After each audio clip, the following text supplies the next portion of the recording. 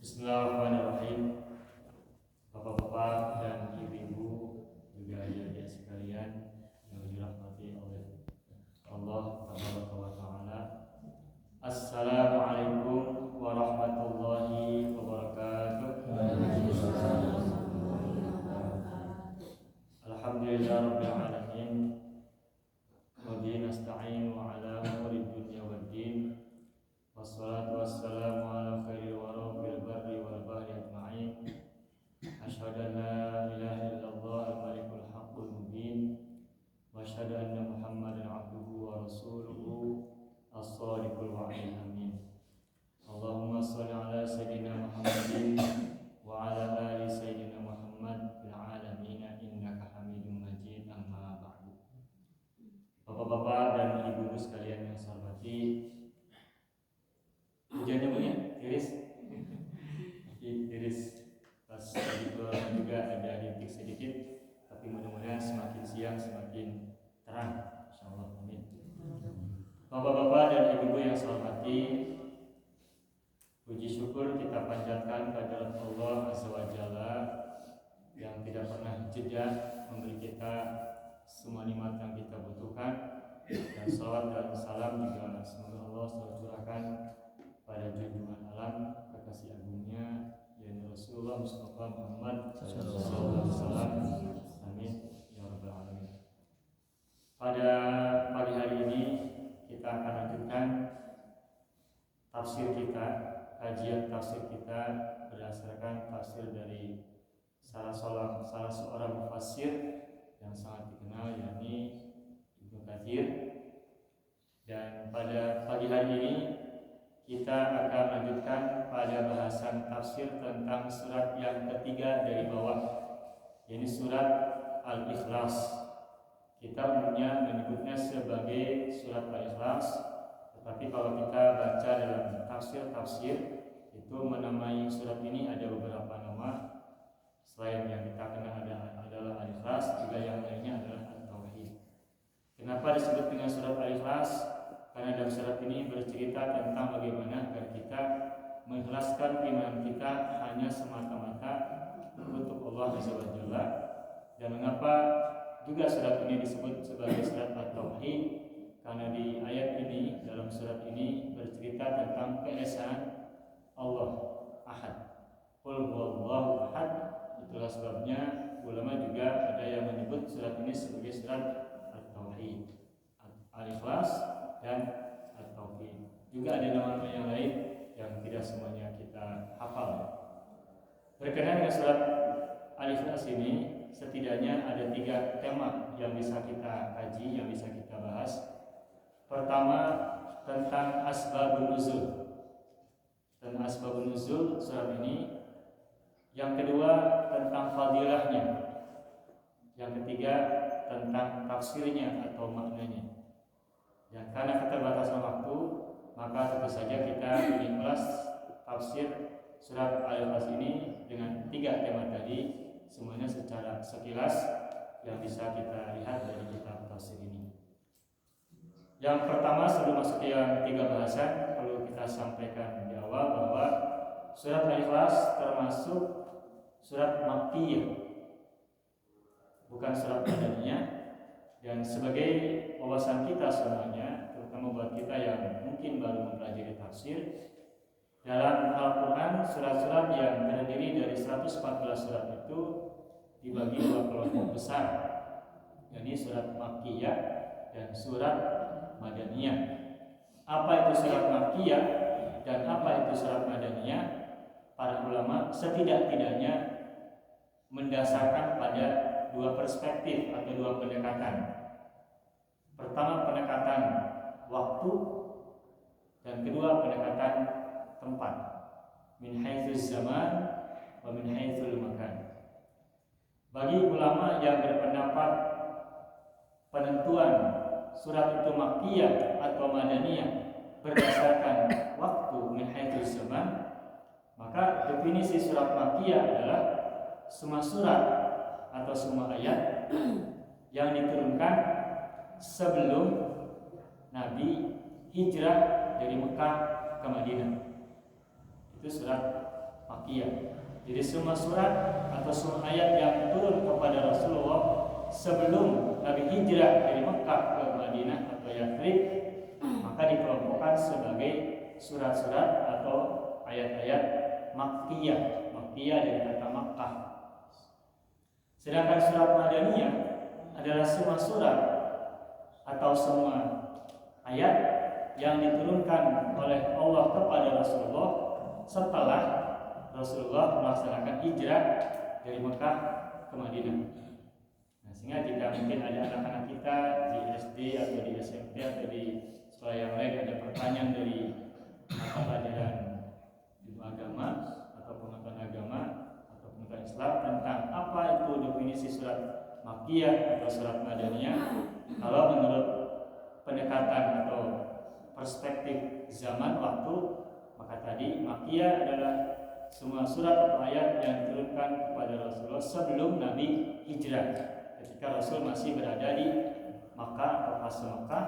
Sedangkan surat Madaniyah adalah semua surat atau ayat yang diturunkan setelah Nabi hijrah min Makkah ila al-Madinah, dari Makkah ke Madinah. Itu perspektif yang pertama atau pendekatan yang pertama. Yang kedua, para ulama juga ada yang berpendapat bahwa penentuan sebuah surat atau ayat disebut sebagai Makkiyah atau Madaniyah itu adalah berdasarkan tempat turunnya ayat atau surat. Surat Makkiyah adalah semua surat yang turun di Mekah dan sekitarnya, baik sebelum hijrah maupun setelah hijrah. Sedangkan surat Madaniyah adalah semua surat atau ayat yang diturunkan di Madinah dan sekitarnya, baik sebelum hijrah maupun setelah hijrah. Persoalannya, sejauh yang saya ingat, sebelum hijrah Rasul tidak pernah ke Madinah, karena Rasul memang pernah bertemu dengan orang-orang Madinah sebelum hijrah. Ini ketika orang-orang Madinah datang ke Mekah karena mendengar adanya Nabi terakhir, dan mereka beberapa orang, ada berapa belas orang datang ke Mekah, lalu mereka melakukan baiat kepada Rasulullah.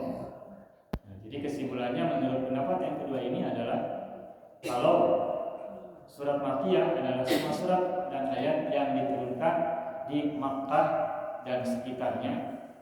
Kenapa disebutkan sekitarnya? Karena tidak semuanya surat itu atau ayat turun di Mekah saja, tapi ada juga yang turun di daerah-daerah Al-Dawahi, daerah-daerah sekitar, bisa di Taif atau mungkin di beberapa daerah yang lain di sekitar Mekah. Sedangkan surat Madaniyah adalah semua surat atau ayat yang turun di Madinah dan sekitarnya. Nah, itulah dua perspektif atau dua pendekatan penentuan sebuah surat dan ayat disebut sebagai Makkiyah atau Madaniyah. Pendekatan waktu dan pendekatan tempat, min haitsu zaman dan min haitsu makan. Itu sebagai pengantar pertama.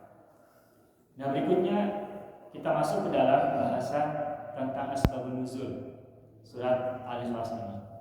Berdasarkan kitab tafsir Ibnu Katsir, ada beberapa riwayat tentang asbabun nuzul. Saya baca sekilas saja.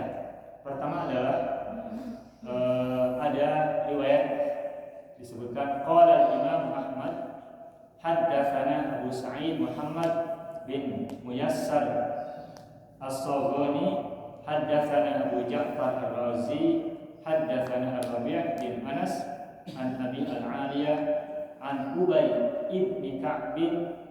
Ini berikutnya adalah annal musyrikin qalu lin nabiyyi sallallahu alaihi wasallam, bahwa kaum musyrikin berkata kepada Rasulullah, pada Nabi Muhammad, ya Muhammad, insib lana rabbaka. Wahai Muhammad, kata orang musyrik, gambarkan atau nisbahkan atau jelaskan kepada kami rabbaka, Tuhanmu. Seperti apa sih Tuhanmu? Kata orang musyrik. Nah, kemudian fanzalallahu ta'ala, kemudian Allah turunkan kepada Rasulullah surat Qul huwallahu ahad Allahus samad lam yalid wa lam yulad wa lam yakul lahu kufuwan ahad. Nah, jadi menurut riwayat yang pertama, turunnya surat Makkiyah ini adalah karena orang-orang musyrik bertanya kepada Rasulullah, minta agar diceritakan atau digambarkan seperti apa Tuhanmu, Tuhan Muhammad. Lalu Rasul menjawab berdasarkan wahyu yang turun dari Allah, dari surat Al-Ikhlas ini. Itu pendapat yang pertama.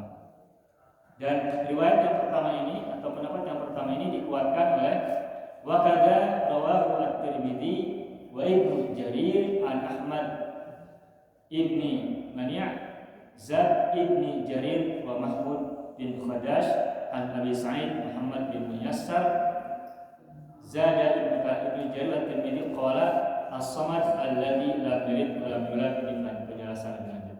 Itu yang pertama. Yang kedua, haditsun akhar fi maknahu, hadis yang lain tapi dalam makna yang sama. Qala al-Hafidz Abu Ya'la al-Musili haddatsana Suraij ibnu Yunus haddatsana Ismail ibnu Mujalid an Asy-Sya'bi an Jabir radhiyallahu anna A'rabiyyan ja'a an-nabi faqala insib lana rabbaka fanzalallahu azza wa jalla qul huwallahu ahad ila akhir surah. Kata Al-Hafidz Abu Ya'la al-Musili dan seterusnya dari Jabir, dia berkata bahwa seorang Badui, A'rabi, dalam bahasa itu ada kata Arabun. Kalau kita menemukan kata Arabun, ain, ra, sama ba, itu Arabun itu hurufnya 3 huruf dan dari segi bentuk itu bentuknya mufrad, tunggal. Tetapi kalau kita menemukan kata Arab, meskipun bentuknya tunggal mufrad tapi maknanya jamak. Arabun meskipun bentuknya mufrad tapi maknanya jamak. Jadi kalau disebut Arabun itu artinya orang-orang Arab, bukan satu orang Arab. Nah, tetapi dari kata Arabun lalu dibentuk menjadi jamak A'rabun. A'rabun juga jamak dari kata Arabun. Arabun adalah orang-orang Arab, A'rabun adalah orang-orang Arab banyak, jamak dari Arab. Jadi bangsa-bangsa Arab.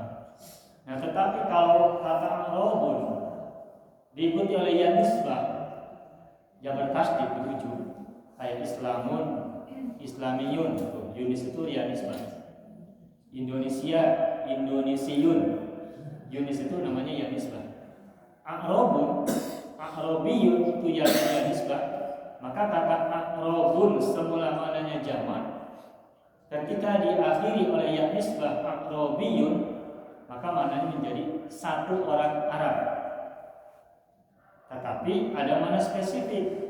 Kalau kita menemukan kata A'rabiyun dalam literatur bahasa Arab, dari tafsir maupun literatur yang lain, hadis, maka A'rabiyun di situ maknanya adalah orang Arab Buduk Badui, orang Arab yang masih cenderung tradisional, orang Arab kampung lah gitu ya, orang Arab Badui. Makanya kalau kita suka menyebut Badui, Badawi. Nah, kalau kita di sini menyebut Badui kesannya yang ada di daerah Banten. Nah, kalau di Arab itu Arabiyun, Badawi. Nah, itu maksudnya adalah orang Arab yang masih di kampung, orang Arab yang tradisional, orang Arab yang belum banyak berkecimpung dalam dunia metropolitanisme kota. Dan Makkah meskipun ukurannya sekarang waktu itu belum seperti sekarang kotanya, tetapi untuk ukuran pada masa itu sudah disebut sebagai kota, karena Makkah disebut sebagai Ummul Qura, ibu kotanya desa-desa, ibu kotanya negeri-negeri. Nah, seorang Arabi datang kepada Rasulullah, anna Arabiyya ja'a ila Nabi sallallahu alaihi wasallam, qala insib lana rabbaka sama. Seorang Badui ini, orang Arab Badui ini datang kepada Rasul lalu bertanya, minta dijelaskan kepada Rasulullah untuk digambarkan kepadanya tentang Tuhan Rasulullah, yakni Allah Subhanahu wa taala. Lalu Allah menurunkan surat ini, Qul huwallahu ahad dan seterusnya. Nah, ila akhiriha isnadun mutaqarribun. Nah, sanadnya mirip ya, sanad yang tadi kita sebut mirip. Waqad rawahu Ibnu Jarir an Muhammad Nah, kesimpulannya tentang asbabun nuzul surat Al-Ikhlas ini bisa dilihat dari dua. Pertama, orang-orang musyrik bertanya pada Rasulullah, minta digambarkan tentang bagaimana Tuhan, bagaimana Allah. Yang kedua, seorang lelaki Badui datang pada Rasulullah juga sama minta dijelaskan, digambarkan bagaimana Tuhan. Itu dua pendekatan, dua pemahaman. Itu tentang asbabun nuzul, tentang sebab turunnya surat Al-Ikhlas atau surat At-Tauhid. Lalu berikutnya tentang fadilatuha atau fadluha. Haditsun akhar fi fadliha. Ini ada beberapa riwayat dan ada beberapa tema yang bisa kita jadikan pegangan. Pertama, qala Bukhari hadatsana Muhammad huwa al-Dhahri hadatsana Ahmad ibnu Saleh hadatsana Ibnu Wahb akhbarana Amru an ibni Abi Hilal anna Abu Rijal Muhammad ibni Abdurrahman hadatsu an ummihi Umrah binti Abdurrahman wa kanat hujri Aisyah zaujin Nabi an Aisyah qalat anna Nabiyya ba'atha rajulan ala sariyatin wa kana yaqra li ashabihi fi salatihi wa yakhtim bi qul huwallahu ahad falamma raja'u dzakaru dzalika lin Nabi faqala saluhu li syai'in yasna'u dzalika fasa'aluhu faqala bi anna sifatur rahman wa nuhibbu an aqra biha faqala Nabi akhbiruhu anna Allah ta'ala yuhibbu. Nah, disebutkan bahwa suatu saat Rasul mengutus pasukan perang Sariyah. Sariyah itu adalah perang yang tidak diikuti oleh Rasulullah. Jadi Rasul mengirim pasukan tanpa beliau ikut. Nah, dalam ilmu tarikh itu disebut dengan Sariyah, perang yang tidak diikuti oleh Rasulullah. Ada lagi yang disebut dengan Ghazwah. Nah, kalau Ghazwah adalah perang yang Nabi hadir di dalamnya, ikut berperang bersama kaum muslimin. Nah, ketika itu Rasul mengirimkan satu pasukan. Nah, di situ ada seorang laki-laki yang sholat. Ketika sholat itu setelah baca surat yang lain, itu di akhir berikutnya itu adalah surat Qul huwallahu ahad. Nah, lalu orang-orang bertanya, datang kepada Rasul bertanya, bercerita kepada beliau tentang orang ini yang selalu membacakan surat Qul hu dalam salatnya. Nah, terus kata Rasul, tanyalah kepada dia kenapa dia suka baca surat Qul hu ketika sholat. Nah, kemudian kata orang itu berkata bahwa surat ini bercerita tentang karakteristik Allah Ar-Rahman, bercerita tentang sifat Ar-Rahman, dan dia menyukai membaca surat itu. Nah, kemudian Rasul berkata, akhbiruhu, sampaikan berita kepada lelaki itu bahwa Allah juga mencintainya. Karena lelaki itu mencintai surat Al-Ikhlas, maka kata Rasulullah, sampaikan berita kepadanya bahwa Allah juga mencintai orang yang membaca surat Al-Ikhlas. Jadi orang yang mencintai surat Al-Ikhlas, maka Allah pun akan mencintai dirinya. Itu yang fadilah yang pertama. Terus yang kedua, ada hadis lagi yang lain agak panjang, tapi saya akan baca di bagian akhirnya saja. Rasul bersabda, qala hubbuka iyyaha adkhalaka al-jannah. Rasul bersabda bahwa kecintaanmu kepada surat Al-Ikhlas itu akan memasukkanmu ke dalam surga. Jadi kalau kita senang sekali baca surat Al-Ikhlas, suratnya pendek, mudah diingat, mudah dihafal, kalaupun diwirid juga sebentar waktu yang kita gunakan, dan kita bacanya karena kecintaan kepada surat itu, maka kecintaan kita pada surat tersebut Al-Ikhlas itu akan adkhalaka atau adkhalaka al-jannah, akan masukkan engkau atau masukkan kita ke dalam surga. Jadi kalau kita ingin masuk surga, maka di antara pintunya atau kuncinya ada kecintaan pada surat Al-Ikhlas, dan di antara bukti kecintaan itu adalah sering-sering bacanya. Masuk surga itu gampang ya Bu ya. Mencintai kebaikan itu bisa mengakibatkan seseorang mengantarkannya masuk ke dalam surga. Jadi kalau begitu, banyak pintu surga, banyak jalan menuju surga, dan juga banyak peluang-peluang untuk masuk ke dalam surga. Maka bukakanlah pintu selebar-lebarnya dan sebanyak-banyaknya, bentangkanlah jalan juga selebar-lebarnya untuk kita semuanya masuk surga. Nah, salah satunya adalah dengan sering-sering baca surat Al-Ikhlas. Yang pertama, kecintaan pada Al-Ikhlas membuat Allah cinta kepada kita. Fadilah yang pertama. Yang kedua, kecintaan kepada Al-Ikhlas membuat orang masuk surga. Yang kedua. Nah, yang ketiga, ini cukup populer di tengah-tengah kita. Jadi ada ceritanya, tetapi saya sampaikan dulu bahwa ada sebuah hadis yang menceritakan tentang kauniha takdir sulusal Quran, bahwa surat Al-Ikhlas itu setara dengan sepertiga Al-Quran. Sepertiga Al-Quran. Nah, di sini disebutkan qala al-Bukhari haddatsana Ismail haddatsani Malik an Abdurrahman ibni Abdullah ibni Abdurrahman ibni Abi Sa'sa'ah an abihi an Abi Sa'id anna rajulan sami'a rajulan yaqra. Abi Sa'id berkata bahwa seseorang atau seorang laki-laki mendengar seorang laki-laki yang lain membacakan surat Qul huwallahu ahad yuraddiduha, mengulang-ulang terus beberapa kali. Yuraddiduha, berulang-ulang, bacaan berulang-ulang. Falamma asbaha ja'a ila Nabi, ketika pagi hari lelaki yang mendengar itu datang kepada Rasulullah SAW. Pada kala dari kalau kemudian lelaki yang datang pada Rasul tadi bercerita kepada Rasul tentang ada seorang laki-laki yang suka mengulang-ulang bacaan surat Al-Ikhlas. Kemudian bahkan rajul yataqaluha faqala Nabi SAW walladzi nafsi biyadihi innaha la ta'dilu thulutsal Qur'an. Demi zat yang jiwaku berada di tangannya, sungguh surat Al-Ikhlas tadi ta'dil thulutsal Qur'an, setara dengan sepertiga Al-Qur'an. Jadi kalau misalkan kita pengen membaca satu Al-Quran, itu cukup dengan baca surat Al-Ikhlas 3 kali ya. Dan meskipun ini bukan berarti surat Al-Quran diringkas dengan satu surat, bukan, tetapi maksudnya fadilah surat-surat itu semuanya punya fadilah, bahkan setiap ayat punya fadilah.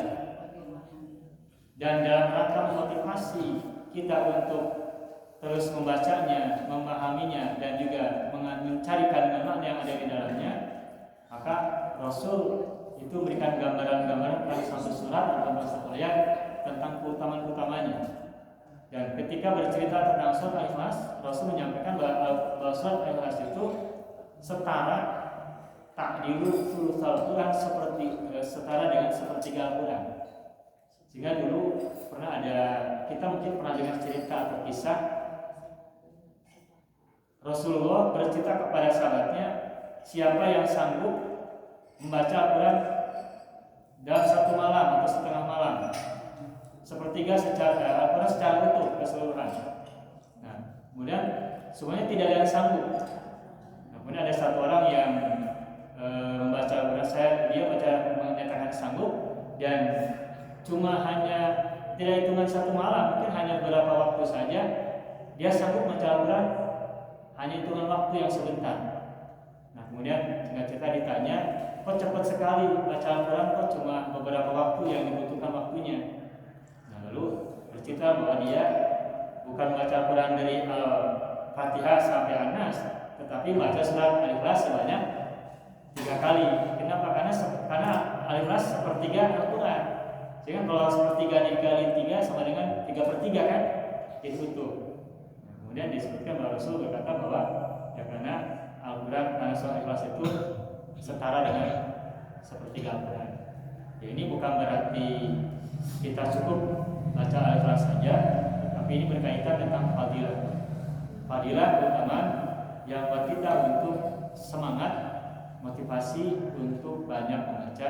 Salah satunya adalah surat Al-Ikhlas. Gitu ya.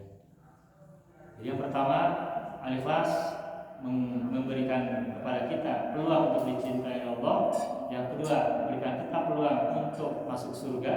Yang ketiga, membaca surat Al-Ikhlas itu setara dengan sepertiga Al-Quran. Dan kenapa kalau kita baca hadiah ila hadratin Mustafa dan seterusnya, lalu kan setelah baca Al-Fatihah kepada untuk orang-orang yang kita sebut namanya, Berikutnya kan kita baca surat Al-Ikhlas ya. Nah, Al-Ikhlas berapa kali itu? 3 kali kan ya? Al-Ikhlas 3 kali, Qul 3 kali, satu putaran beres, sekali lagi satu putaran. Kemudian ketiga putaran yang ketiga 3 kali Al-Ikhlas. Baru kemudian yang lainnya surat Al-Falaq 1 kali, Al-Anas 1 kali, Al-Fatihah 1 kali, surat ayat 5 ayat dalam surat Al-Baqarah yang pertama sekali dan seterusnya 1 kali. Tapi Al-Ikhlas berapa kali? 3 kali. Nah, itulah rahasianya kenapa kalau kita ketika sedang membacakan hadiah ataupun tahlilah atau yang lain-lain itu ketika membaca Al-Ikhlas selalu 3 kali. Nah, sejarahnya kenapa bacanya 3 kali? Di antaranya adalah karena ini, agar mendapatkan kemuliaan, pahala ataupun fadilah membaca Al-Quran sama dengan seluruh Al-Quran atau utuh Al-Quran, karena masing-masing Al-Ikhlas satu bacaan lengkapnya setara dengan sepertiga Al-Quran. Nah, jadi ketemu jawabannya kenapa kita baca surat Al-Ikhlas 3 kali, karena satu Al-Ikhlas setara dengan sepertiga Al-Quran. Nah, itu ya Bu ya. Nah, kemudian tentang sepertiga Al-Quran mengenai surat Al-Ikhlas ini hadisnya banyak, tapi intinya sama, bercerita tentang fadilah Al-Ikhlas setara dengan sepertiga Al-Quran. Ini banyak sekali ya, ada sampai 1 halaman lebih ini bercerita tentang sepertiga Al-Quran. Baik, itu tentang fadilah dari surat Al-Ikhlas. Nah, sekarang kita akan lanjutkan dengan berikutnya, yakni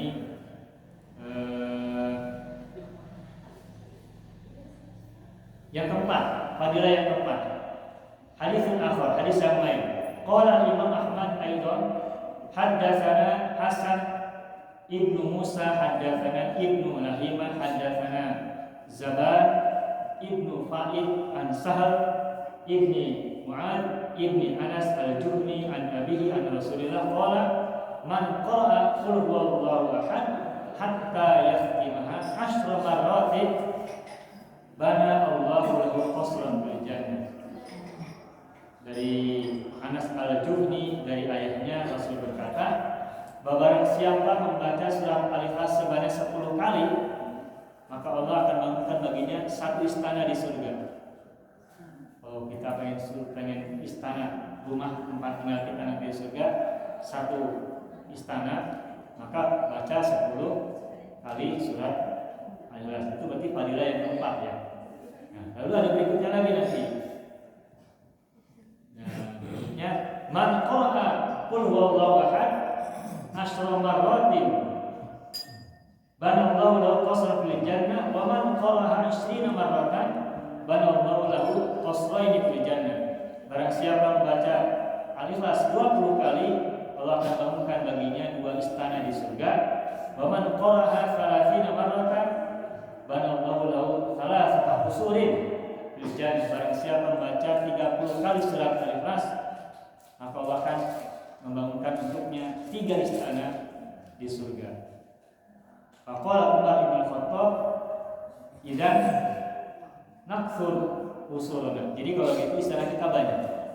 Jadi kalau kita ingin punya tempat tinggal di surga, maka di antara yang direkomendasi oleh riwayat-riwayat ini adalah memperbanyak baca surat Al-Ikhlas. Jadi buat kita yang punya kesempatan bangun masjid kan, man bana masjidan banallahu lahu baitan fil jannah. Pernah dengar hadis ini ya? Ini biasanya panitia masjid ya. Itu kalau bangun masjid itu ini hadisnya dikutip. Man bana masjidan banallahu lahu baitan fil jannah. Barang siapa bangun masjid, maka Allah bangunkan baginya rumah di surga. Itu kita sudah sangat kenal ini. Nah, ada lagi hadis yang lain yang mungkin itu tidak begitu kita sering dengar, tidak begitu populer.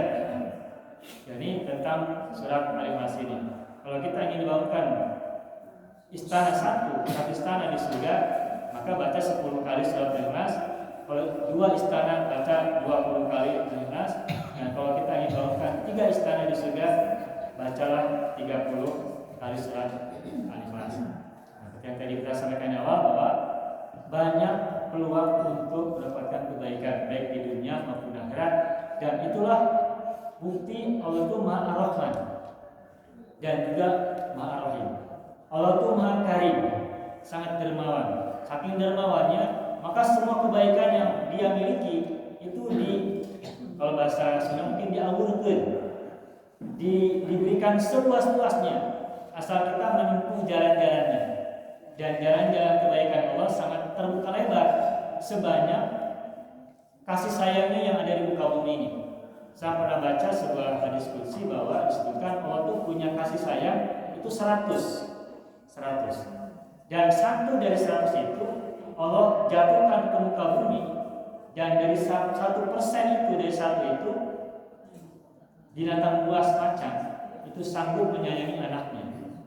Jadi binatang buas yang suka memangsa makhluk-makhluk lain itu kepada anaknya kan sangat sayang. Nah, kenapa binatang buas yang sangat buas itu bisa menyayangi anaknya? Karena Allah sudah turunkan kepadanya salah satu kasih sayangnya yang cuma 1% itu di muka bumi. Nah, bayangkan itu 1 macan, sedangkan macan ada banyak berapa juta, kalau masih banyak yang belum punah ya. Dan intinya banyak binatang-binatang buas, mereka masih punya kasih sayang kepada bukan hanya anaknya, mungkin pada yang perlu dia sayangi itu bisa saja mereka itu menyayangi yang lain.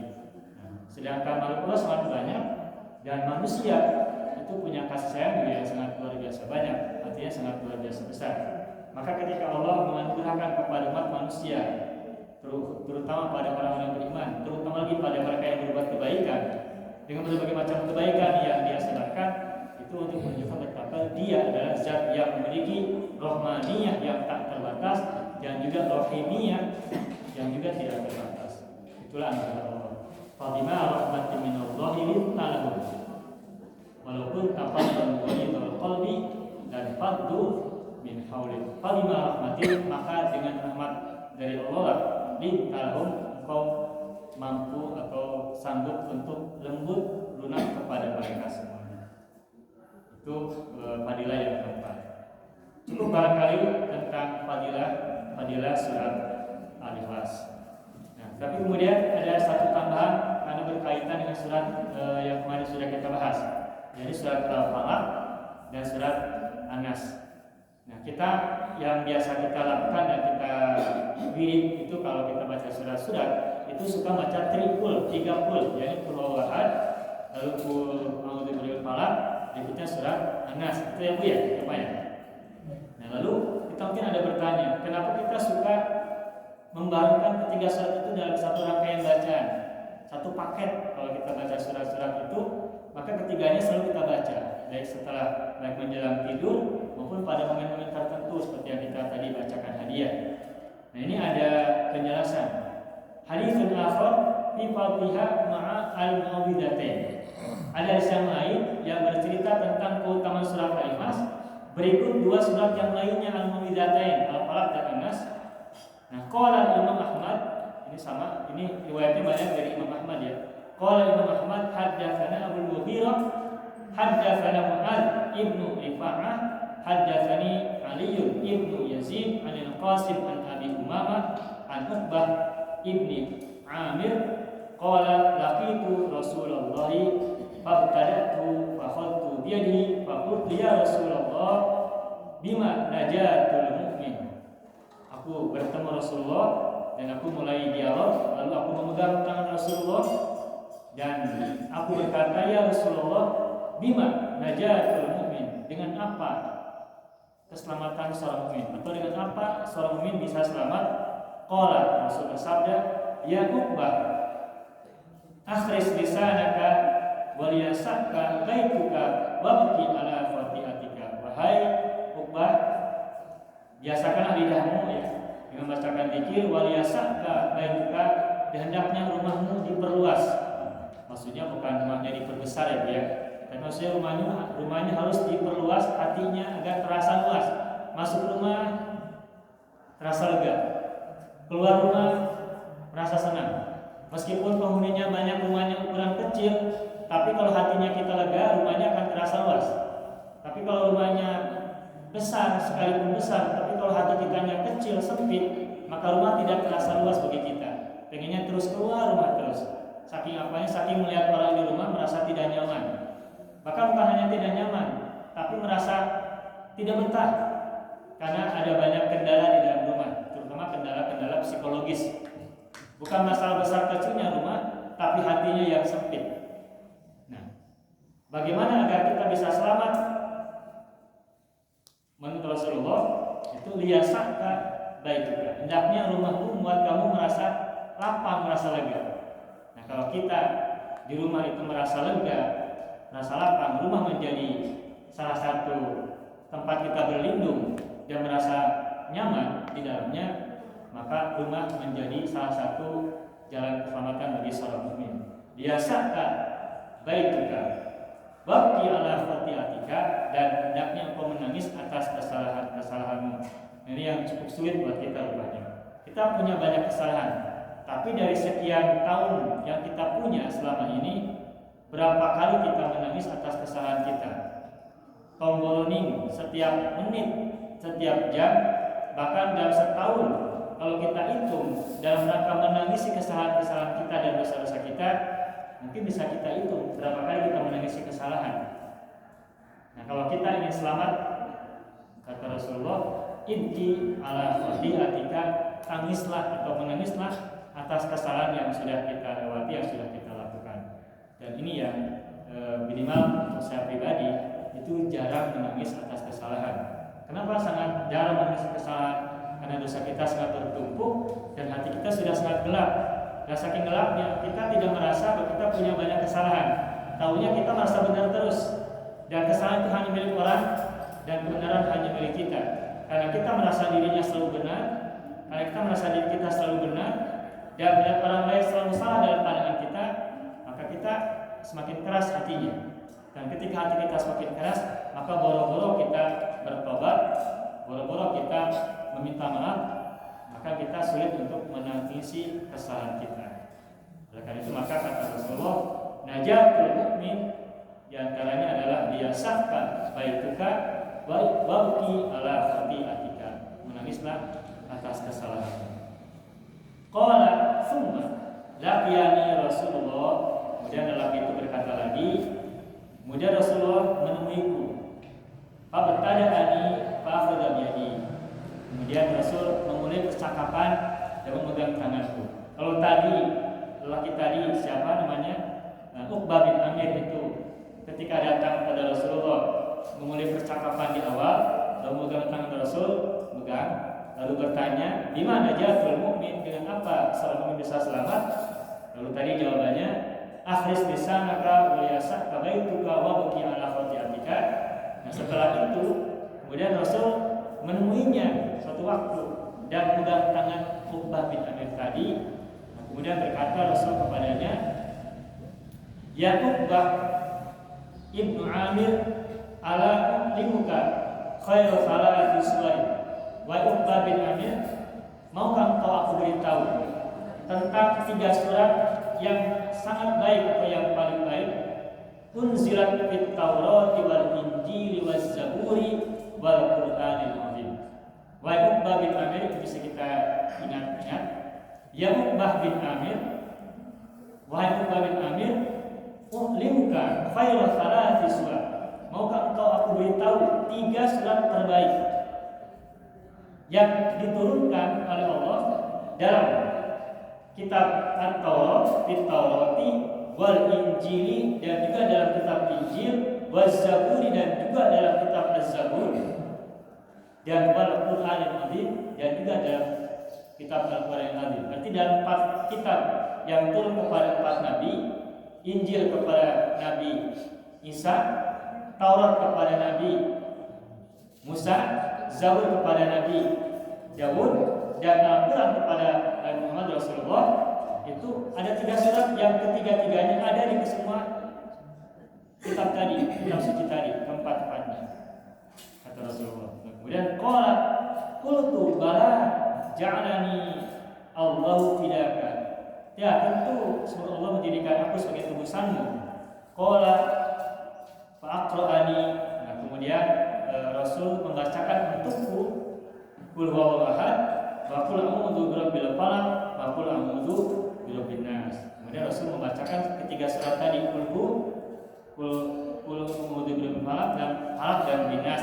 Kita bilang qul hu falaq binas gitu ya Bu ya. Biasanya kalau di kampung itu nyebutnya. Di kampung saya, atau kalau di kampung di kampung dulu di Cirebon.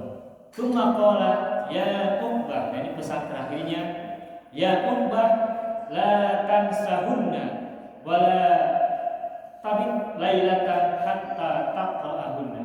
Wahai Uqbah, jangan kau lupakan ketiga surat ini. Jangan kau lupakan ketiga surat yang tadi, Qul, Falaq dan Binas. Wala tabit lailatan, dan jangan kau tidur pada satu malam hatta taqra'ahunna, sehingga kau membacanya terlebih dahulu. Maksudnya jangan sampai kita berada di malam hari tidur sebelum baca ketiga surat ini. Maka oleh karena itu, itulah sebabnya barangkali kita selama ini punya kebiasaan baik sebelum tidur selalu kita wirid tiga surat ini. Nah, ini hadisnya. Ini hadis Rasulullah menurut riwayat Uqbah bin Amir.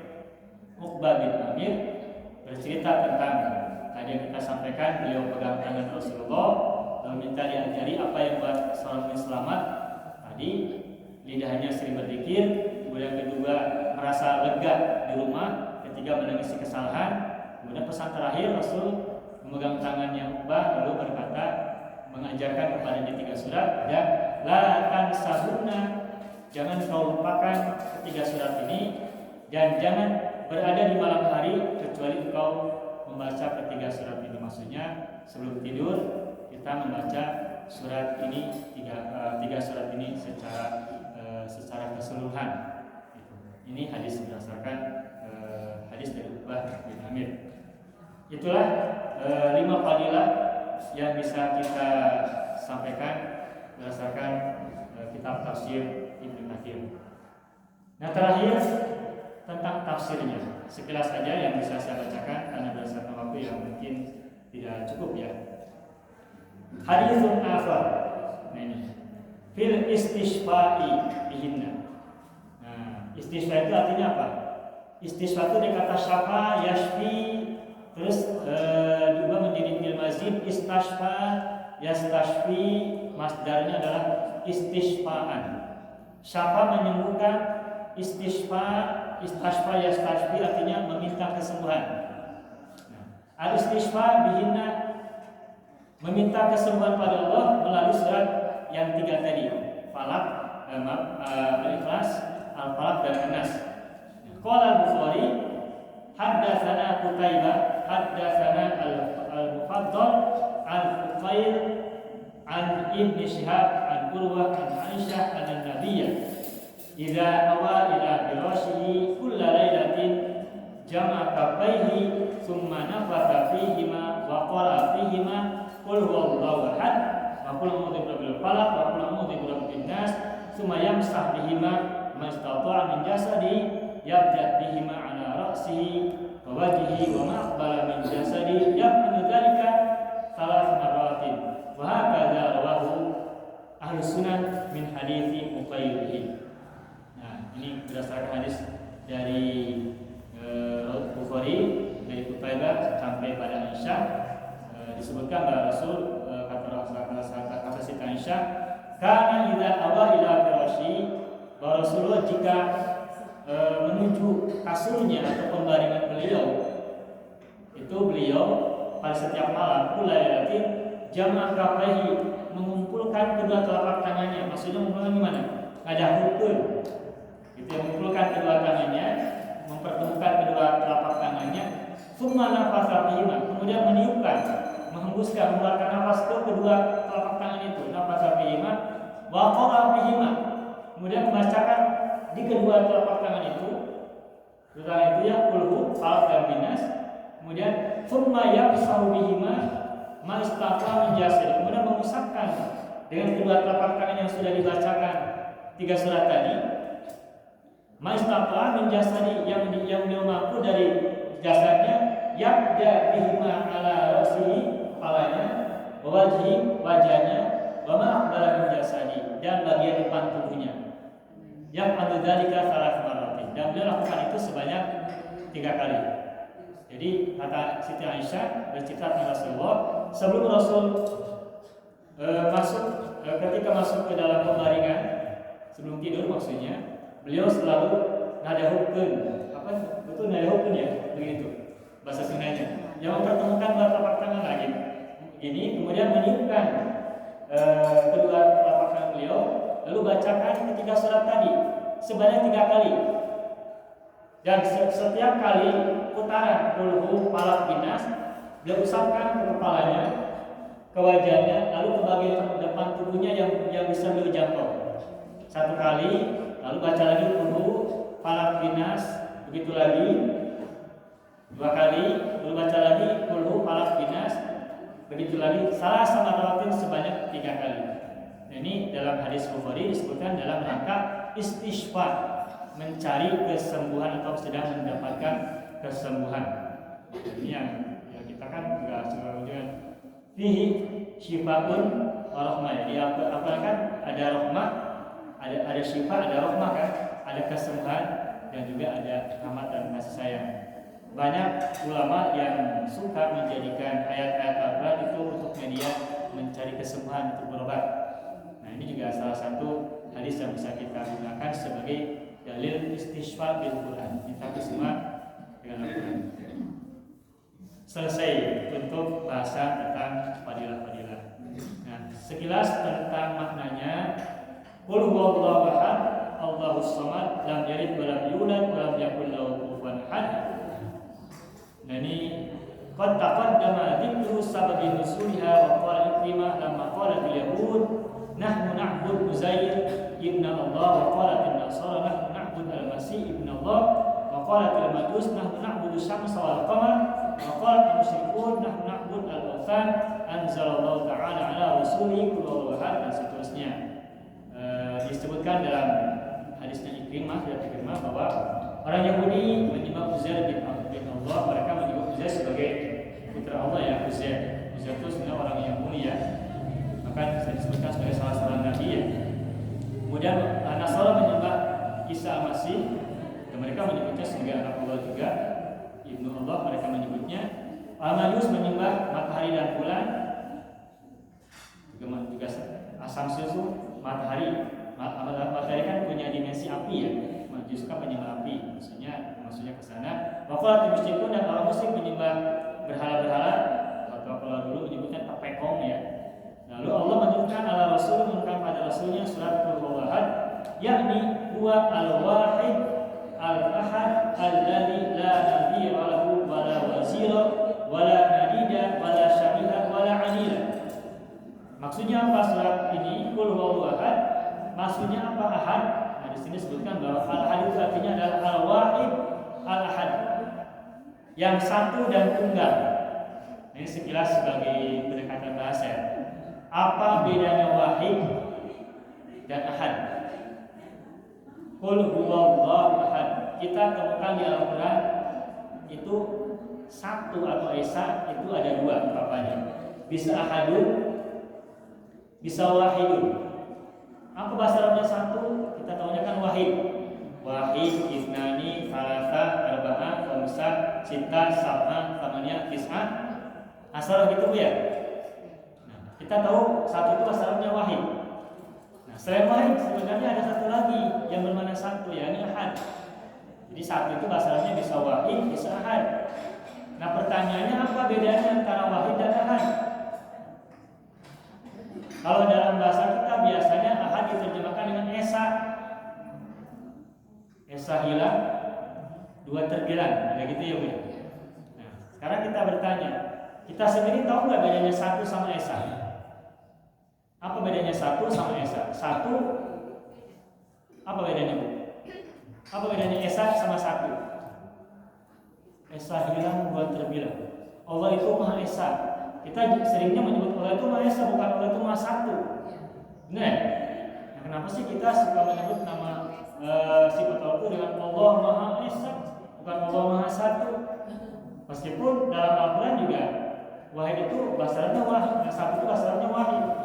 Nah, sedangkan ahad diterjemahkannya sebagai esa. Nah, sekilas saja sebagai wawasan dalam bahasa Arab, sejauh yang saya tahu, beda antara wahid dan ahad itu, kalau wahid terjemahnya itu satu, itu adalah bilangan yang diikuti oleh 2, 3, 4 dan seterusnya. 1, 2, 3, 4, 5. Itu satunya itu bilangan. 1, setelah 1 berapa? 2, setelah 2 berapa? 3 dan seterusnya. Itu 1, itu wahid. Nah, sedangkan ahad itu adalah angka 1 yang tanpa awalan dan tanpa akhiran. Udah tidak ada 2, tidak ada 3, tidak ada 4. Tunggal 1. Makanya kan Allah kan disebut sebagai al-awwal wal akhir. Dia adalah yang awal dan dia yang akhir, karena tidak ada yang mengawali dan tidak ada yang mengakhiri. Nah, zat yang tidak ada awalan dan tidak ada akhiran itu tunggal, itu ahad. Nah, sedangkan 1 wahid itu bilangan yang diikuti oleh bilangan-bilangan berikutnya. Nah, tapi kan ada pertanyaan, berarti kalau Allah itu wahid, berarti ada yang kedua yang ketiga ya? Mungkin ada pertanyaan begitu, pertanyaan yang dikejar berikutnya. Bilangan. Nah, sekarang gini, saya pernah baca tulisan Buya Hamka bahwa Allah itu Maha Esa sama 1, sedangkan makhluk itu semuanya itu adalah bilangan 2, 3 dan seterusnya. Makhluk itu sangat banyak dan banyak jenisnya, banyak spesiesnya. Salah satunya ada manusia. Manusia sudah miliaran orang, dari awal sampai akhir zaman nanti ada banyak miliaran manusia.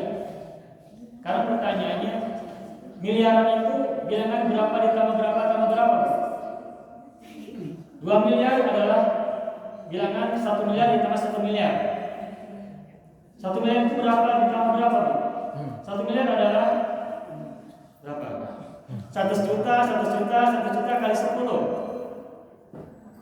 1 juta itu berapa? 1 juta itu adalah bilangan 1 juta. 10 itu bilangan berapa? 10 itu ada bilangan 10 kali. Itu ya Bu ya? Nah, 2 itu apa? 2 itu adalah 1 tambah 1, ya kan ya? Nah, semua makhluk itu adalah bilangan 2 ke atas. 2, 3, 4 itu semuanya makhluk. Dan bilangan 3, 4, 3 itu sebenarnya adalah 2. Bilangan 3, 4, 5 dan seterusnya terakhir itu adalah 2. 3 adalah 2 tambah 1. 4 adalah 2 tambah 2. 5 adalah bilangan 2 tambah 3. 6 adalah bilangan 2 tambah 4 dan seterusnya. Nah, berarti bilangan itu ada 2, antara 1 sama 2. Nah, 1 itu Allah, sedangkan 2 adalah selain Allah. Nah, tetapi yang 2 ini kan sebenarnya kan hanyalah ciptaan dan semuanya kan fana. Sehingga yang fana semuanya kan hilang. Maka semula angka 2 maka menjadi 0. Tadi kan 2 setelah 1. 0 adanya di mana? Tidak ada sama sekali. Nah, maka bilang itu semuanya ya tadi kan saya sampaikan 1 dan 2. Dan 2 ini sesungguhnya akan fana. Maka karena fana maka menjadi tiada. Karena tiada maka menjadi 0, kosong. Ini kalau gitu bilang itu cuma 2. Apa? Antara 1 dan 0. Dan 0 sebenarnya bukan bilangan. Meskipun ada simbolnya, 0 kan bulat. Tapi 0 itu seperti apa, ada nggak bentuknya? 0 itu ya kayak gimana sih? Yang nggak ada. Itulah gambaran manusia dan makhluk semuanya. Maka Allah itu mencerminkan angka 1. Sedangkan makhluk itu semuanya adalah mencerminkan angka 0. Dan 0 itu adalah tiada. Kapan 0 itu akan bermakna? Ketika ada 1 di sampingnya. Ketika ada 1 maka 0 menjadi bermakna. 0-nya 1 10, 0-nya 2 100, 0-nya 3 1000 dan seterusnya. Sekarang kalau 1-nya tidak ada, 0-nya 1 juta berderet, ada nggak maknanya? Nggak ada. Nah, Allah yang tanpa awalan dan tanpa akhiran, yang tunggal satu-satunya, itu ahad. Nah, sedangkan Allah yang disebut sebagai al-wahid, itu Allah dan menggambarkan Allah, ada ghairullah, ada Allah, ada siwa Allah, ada Allah dan selain Allah. Nah, selain Allah itu adalah bilangan yang kedua, ketiga, dan keempat, dan semuanya itu tidak ada pada akhirnya. Dan hanya angka 1 itu yang ada, yang abadi, yang yabqa. Wa yabqa wajhu rabbika dzil jalali wal ikram. tetaplah kullu man 'alaiha fanin wa yabqa wajhu rabbika dzul jalali wal ikram, semuanya fana, nol, dan yang kekal yang abadi adalah wajah Tuhanmu yang memiliki keagungan dan kemuliaan. Itu ya, ya. Nah, jadi Al-Ahad huwal wahid al-ahad alladzi la nadhira lahu, yang tidak ada orang yang setara, wala wazira, dan tidak ada menteri, wala nadhir, tidak ada sekutu, wala syabi, tidak ada yang serupa, wala anil, dan tidak ada yang setara. Makanya kan Allah itu tidak memiliki kufu, laisa lahu kufuwan ahad, walam yakun lahu kufuwan ahad, tidak oleh laisa kamitslihi syai'un wa huwas samiul basir, tidak ada yang serupa baginya dan dia mendengar lagi melihat. Maka Allah itu penggambarannya meskipun bisa diceritakan oleh kita, tapi semuanya Allah tidak punya sekutu, tidak punya kesetaraan, tidak punya yang sama sekali. Kenapa? Karena Allah itu laisa lahu kufuwan, atau lam yakul lahu kufuwan ahad, atau laisa kamitslihi syai'un. La nadhira lahu wa la wazira lahu wa la nadida lahu wa la syabiha lahu wa la adila lahu. Wa la yutlaq hadzal lafaz 'ala ahad bil asbab illa fil isbat illa 'ala Allah. Dan kata ahad itu hanya dinisbahkan kepada Allah semata-mata. Wa la yutlaq hadzal lafaz ahad qul huwallahu ahad itu tidak diungkapkan illa 'ala Allah azza wa jalla, kecuali hanya untuk Allah semata-mata. Kalau kita manusia ada berapa? Ada satu, al-insan wahidun. Itu kata wahid bisa diungkap untuk manusia, untuk selain Allah. Ada berapa gelas di atas meja? Ada satu. Apa bahasa Arabnya? Wahidun. Ada berapakah imam di masjid? Ada satu, wahidun. Tetapi kalau ahad itu wala yutlaq hadzal lafzu illa billahi azza wa jalla. Kata ahad hanya untuk Allah semata-mata. Karena tunggal, tidak ada awal, tidak ada akhirat. Al-batin wal zahir itu hanya Allah semata-mata, maka kata ahad hanya milik Allah semata-mata. Makanya dalam surat Al-Ikhlas menyebutnya qul huwa Allahu ahad, bukan qul huwa Allahu wahid. Jadi utuh, hanya Allah yang tunggal. Itu ya Bu ya, barangkali perbedaan antara Allah dan antara wahid dan ahad. Nah, berikutnya sedikit lagi kita ringkas saja. Allahu Samad, qala Ikrimah Ibnu Abbas, yakni alladzi yasma'u ilaihi al-khalaiq fi hawaijihim wa masailihim. As-Samad adalah tempat bergantung seluruh makhluk dalam meminta dipenuhinya seluruh kebutuhan dan permintaan mereka.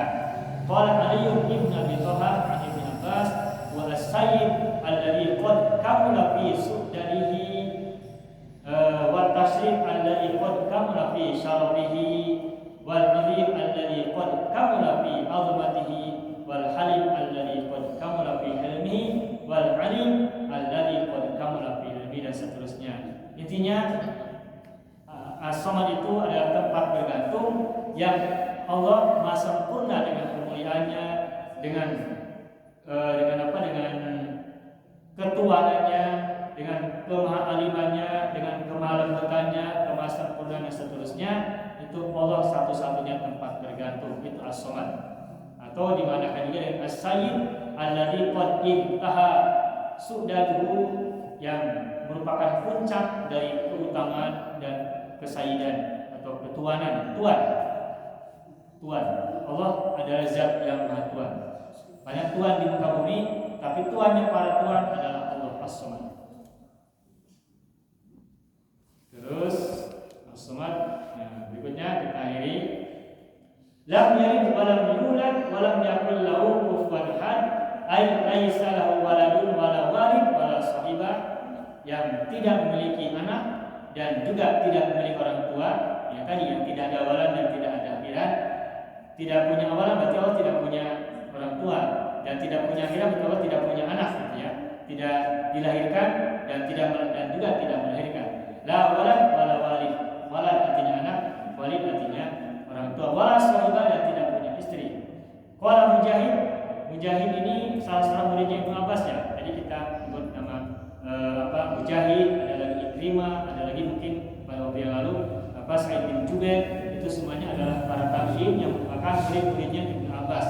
Makanya kalau menyebut nama Mujahid, Ikrimah, lalu Sa'id bin Jubair, itu biasanya mereka semua itu standarnya kepada Ibnu Abbas karena mereka muridnya Ibnu Abbas.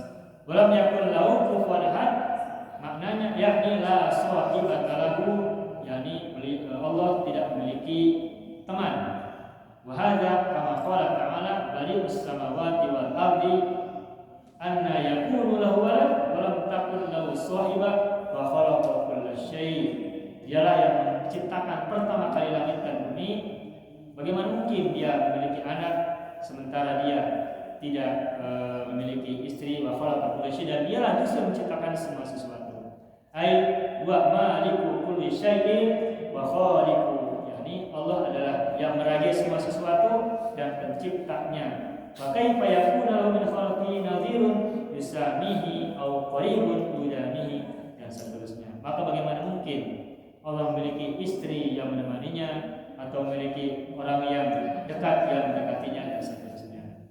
Kesimpulannya, pendekatan kita tentang pemahaman ayat surat Al-Ikhlas ini kita bisa baca bahwa kita menegaskan keesaan Allah dengan sepenuh-penuhnya. Kemudian keduanya, kita menggantungkan diri kepadanya semata-mata sebagai zat yang as-samad. Dan kenapa kita menempatkan dia sebagai as-samad? Karena dia lam yalid wa lam yulad, dia tidak melahirkan dan tidak dilahirkan, wa lam yakul lahu kufuwan ahad, dan dia tak satu pun yang sama dengannya. Meskipun dalam Al-Quran kita sering temukan gambaran, misalnya yadullahi fawqa aydihim, tangan Allah di atas tangan mereka, atau misalkan wajhu rabbika, wajah Tuhanmu, Allah disebutkan punya tangan, disebutkan punya wajah, itu adalah bahasa-bahasa metafor. Tangan sebagai kekuasaan Allah, wajah sebagai kemuliaan Allah dan kehormatan Allah, tetapi yang jelas Allah tidak ada yang serupa dengannya, baik orang maupun benda. Itu saja sebagai tafsir singkat tentang surat Al-Ikhlas sebagai akhir dari bahasan kita pada kesempatan kali ini, yang diawali pertama tentang kategori surat Al-Ikhlas sebagai surat Makkiyah. Yang kedua asbabun nuzulnya, sebab turunnya Al-Ikhlas ini adalah pertama orang muslim bertanya pada Rasulullah, lalu Rasul menjawab. Yang kedua disebutkan sebagai surat Al-Rabi, lalu Kibali bertanya pada Rasulullah tentang penggambaran Allah, jawabannya adalah surat Al-Ikhlas. Yang kedua berikutnya ada tentang fadilah surat Al-Ikhlas, yakni Al-Ikhlas disebutkan sebagai barang siapa mencintai Ikhlas berarti Allah mencintainya. Kemudian yang kedua, mencintai Ikhlas akan masukkan orang ke dalam surga. Yang berikutnya, kalau kita baca surat Al-Ikhlas 10 kali maka akan dibangunkan satu istana, 20 kali, 2 istana, 30 kali, 3 istana di surga. Yang keempatnya, fadilah Al-Ikhlas adalah sama dengan sepertiga Al-Quran. Berikutnya lagi, kalau kita baca surat Al-Ikhlas, Al-Falaq dan An-Nas, maka itu menjadi salah satu media untuk istighfar.